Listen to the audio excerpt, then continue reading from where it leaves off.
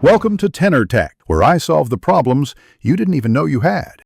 You begin by preparing a confined environment so dependencies do not leak. Create a venv and activate it. Install Python 3. 11 Plus and the framework you chose, for example Fast API for async speed or Flask for simplicity. Once done, scaffold routes, a basic app factory, and a requirements file. Make sure to initialize Git now and commit your working scaffold.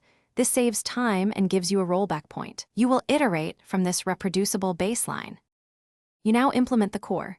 Define your endpoints and data contracts, because clear contracts prevent rework.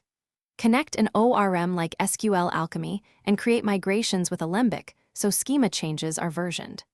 Once data is reliable, add caching with Redis and background processing via Celery or RQ to keep requests fast. Make sure to add authentication using JWT or OAuth2 and centralize config. Then write tests that exercise main flows.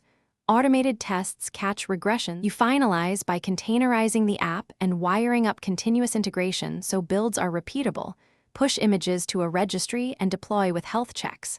Once live, add structured logging, metrics, and alerts so you know when performance slips.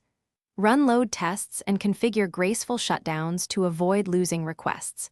If something breaks, check the app logs and trace the request path.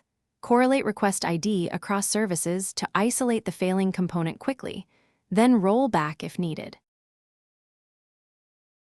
Thanks for watching. Subscribe to keep your life in tune.